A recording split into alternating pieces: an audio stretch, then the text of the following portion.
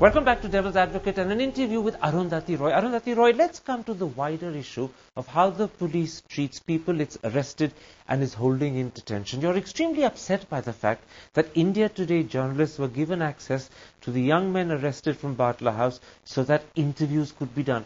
Why was this such a terrible thing? Well, look, this phenomenon of media confessions is now becoming standard operating procedure with the special cell and the Delhi police. And the point is that neither the courts nor any kind of humanitarian international law allows you to say that people who are being held in police custody under torture are going to, of course they're going to confess. How do you know they're held under torture?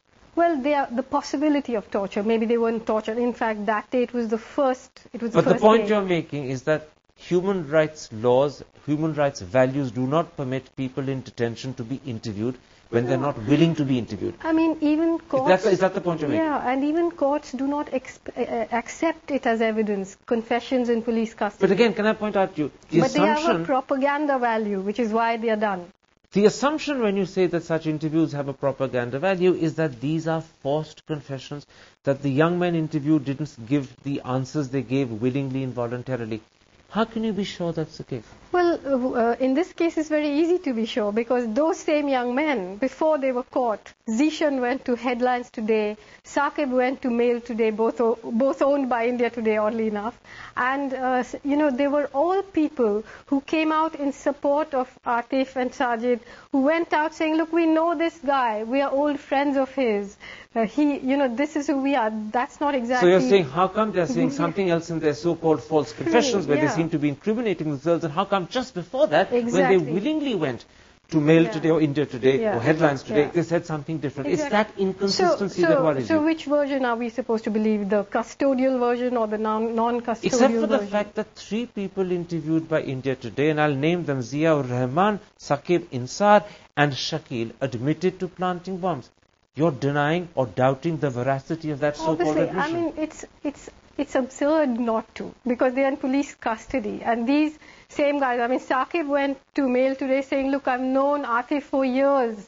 I got him this house. It's hardly the behavior of a any terrorist. interview, and I assume this is the point you're making, that any interview that's granted in police custody is not a willing and voluntary interview, and therefore any confession made in that interview is a forced confession. And it's not a truthful confession. Well, it's not accepted, Even in the Parliament attack case, the police admonished the police, the courts admonished the police for parading these people before the media and giving these media confessions. They didn't do anything to the police, which is why those same police, in fact, Mohan Chand Sharma was also one of those people in that cell. So can I put this to you? That same police cell has done it again, and done it again, it served the purpose. The propaganda value has been achieved. Let me put it like this. You're saying that the Supreme Court earlier had admonished the police at the time when the Parliament attack happened for arranging such alleged false confessions. Right. You're saying the police have disregarded that admonition. They've done the same thing again. Then let me put this to you. In your eyes, is the police guilty of violating fundamental human rights by arranging for what you consider to be false confessions to be made in forced interviews? Is this a violation of a human fundamental right? It's a violation of all kinds of rights. But I say it again, that in this atmosphere of communal profiling, this kind of propaganda is essential for them. It's the keystone to this whole enterprise. And they've achieved what they set out to already, regardless of what the court says. What about the wider point? This is not the first time it's happened. The police actually seem to have made a habit. It happened with the Arushi murder case in different circumstances practically every day. They hold press briefings where half-baked theories or at least unconfirmed details are repeated and revealed to the press. The press then prints them as fact. Readers and viewers on television accept it as the truth. Are you disconcerted by this police habit? I'm utterly disconcerted, because now it's a sort of combination of media and police. You don't know which ends where and which begins where.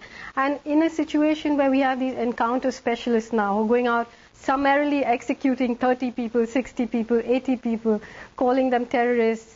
No one asks questions once they're dead. We just accept it. A moment ago you spoke about what you called the collusion between the press and the police.